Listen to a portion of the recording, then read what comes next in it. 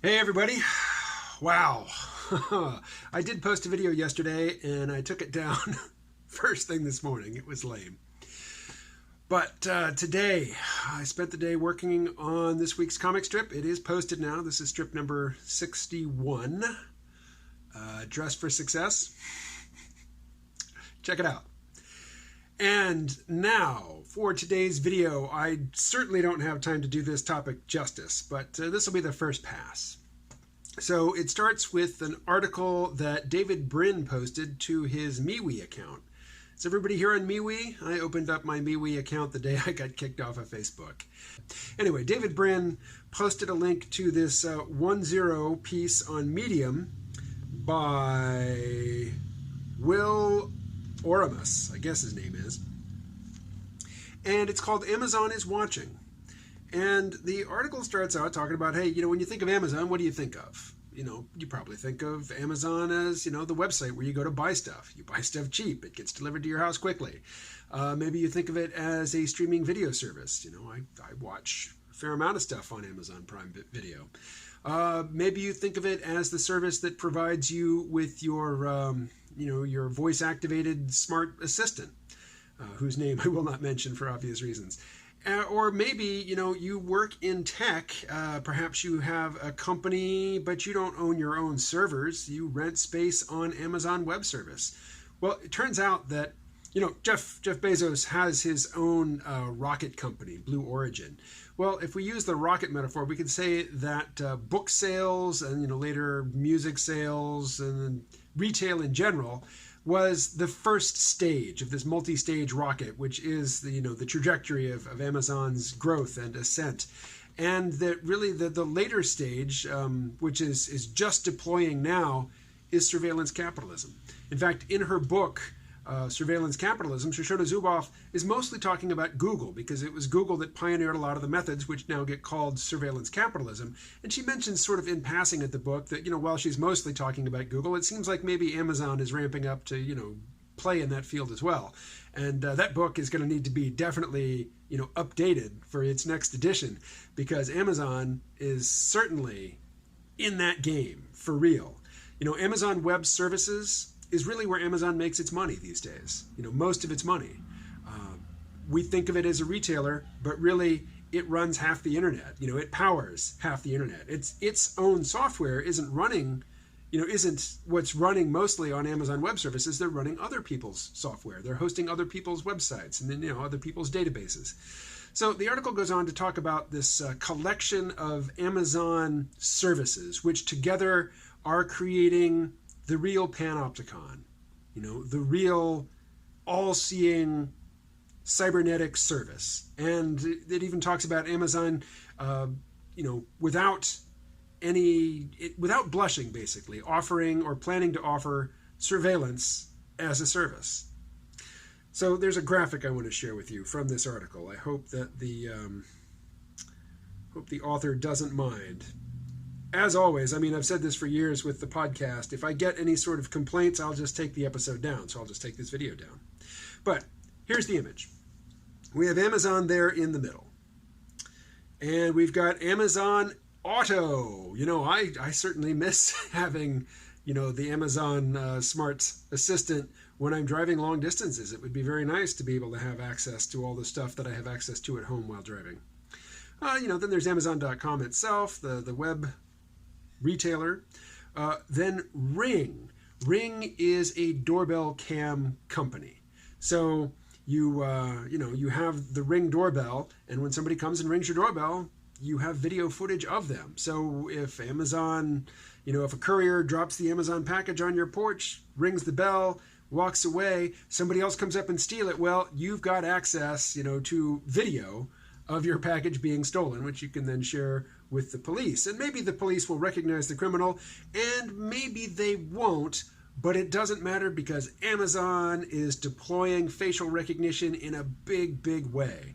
And in fact, whereas Google recently, because some of its employees objected, they terminated some of their dealings with the Defense Department, whereas Amazon is actively soliciting the intelligence community, police departments and others saying, hey, use our facial recognition software. They're really, pimping it hard.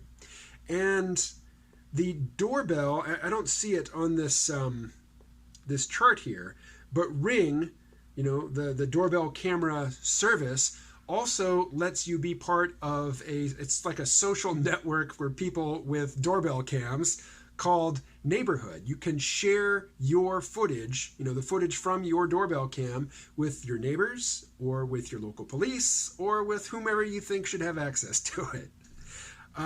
Then of course there is the Echo. I have the Echo Dot, a couple of them.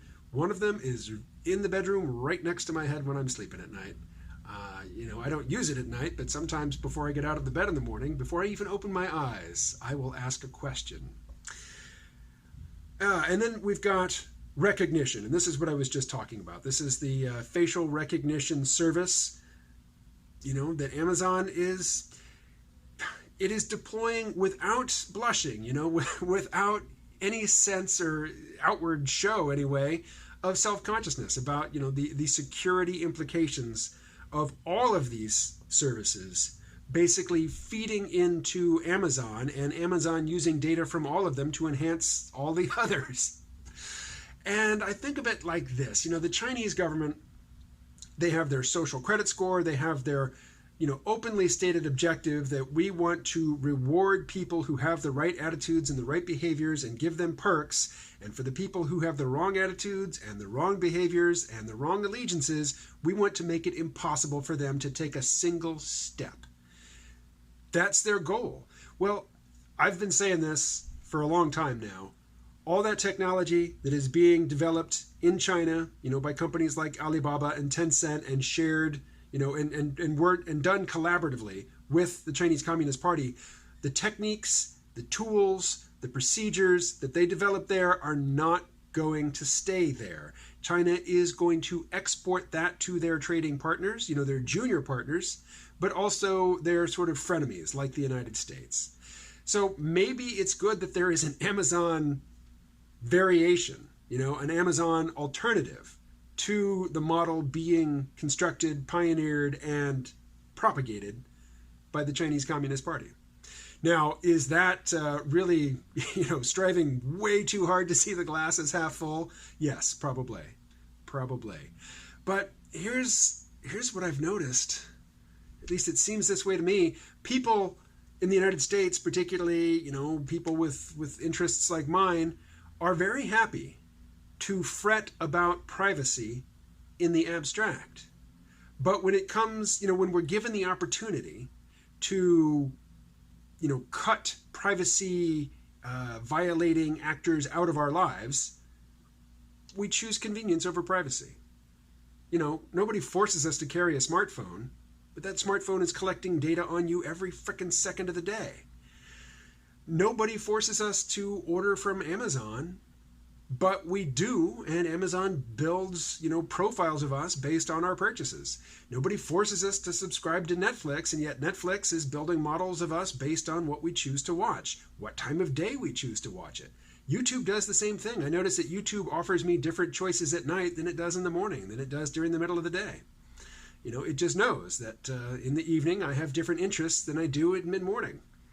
And it's, they don't announce it, but I can tell just from their behavior that they're watching me and they know what I like to watch, when I like to watch it.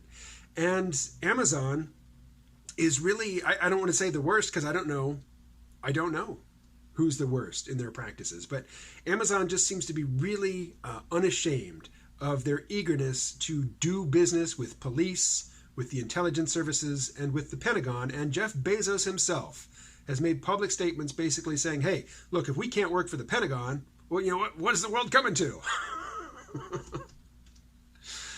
But, I understand that if I want to, I can tell the robot to erase all the recordings of my requests today, but what do I care?